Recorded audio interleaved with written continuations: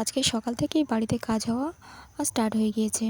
আমাদের ছাদ পড়েছিল, ছাদের কাঠগুলো এখন খোলা হচ্ছে।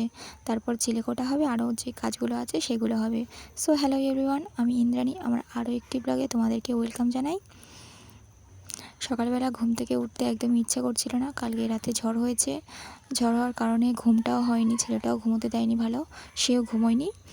তো সকাল সকালে উঠতেও খুব কষ্ট হচ্ছিল, আর শরীরটা একটু খারাপ, আর তার জন্য হয়তো ওই শরীরটা এমন হচ্ছে, উঠতে ইচ্ছে করছে না। একটু ঘুমোলে হয়তো শরীরটা ভালো হতো, কিন্তু সকাল হয়ে গিয়েছে, 7টা 7:30 বাজে, না উঠলে হয়। তো তার জন্য উঠেই বাসি কাজগুলো এক এক করে সেরে নিচ্ছিলাম। আর সকালবেলার কাজ তো ঘর দেওয়া, ঝাঁট দেওয়া, ন্যাতা দেওয়া, প্রতিদিনেরই কাজ, কত আর বলবো। প্রতিদিনের কাজগুলো তোমরা শুনে শুনে তোমাদের একঘেয়েমি লেগে যাবে। আর ঝাঁটপাট দেওয়া, ন্যাতা দেওয়া, এই কাজগুলোই এক এক করে সেরে নিচ্ছিলাম। ঘরে কাজ হচ্ছে, আর ওই ঘরে আলু ছিল, আলুগুলো বের করতে পারছি না। যাচ্ছিলাম, কিন্তু ওখান থেকে আমাকে যেতে বারণ করলো, যে অন্য কাউকে বলো জানলা দিয়ে গিয়ে আলু নিয়ে আসতে। আর এদিকে আমাদের জ্বালানগুলো সব ভিজে গিয়েছে। কয়েকদিন আগে এই জ্বালানগুলো গুছিয়ে গুছিয়ে রাখা হয়েছিল, বৃষ্টির কারণে রান্নাঘরে তোলা হয়নি, বৃষ্টির কারণে সব একদম ভিজে যাও হয়ে গিয়েছে। এগুলো নিয়ে রান্না করা যাবে না যতদিন না শুকনো করা হবে। আর এদিকের পাতা আরও যে কাঠকুটো ছিল সব একদম একধার থেকে ভিজে গিয়েছে, চাপা দেওয়ারই সুযোগ পায়নি।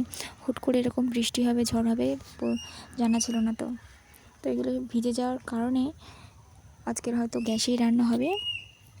মা হয়তো গ্যাসে করবে, আলুর তরকারিটা গ্যাসে করেছিল।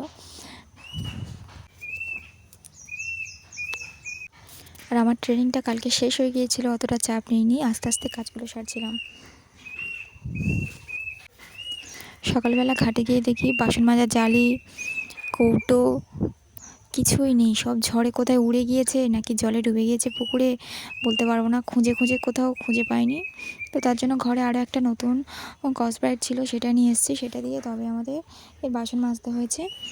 আর আমি তো ছাই দিয়ে বাসন মাজা স্টার্ট করেছি, ছাই আর সাবান দিয়ে বাসনগুলো মাজলে খুব সুন্দর চকচক করে, পরিষ্কার হয় ভালো। এদিকে প্রায় খোলা হয়ে গিয়েছে ডাইনিংয়ে যে কাঠগুলো থাকে সেগুলো একদম খোলা হয়ে গিয়েছে। আর খুব খিদে পেয়েছিল, ব্রাশ করে কয়েকটা বিস্কুট ভিজিয়ে খেয়ে নিচ্ছি। আর এদিকে আমার ছেলেও আমার সামনে বসে আছে।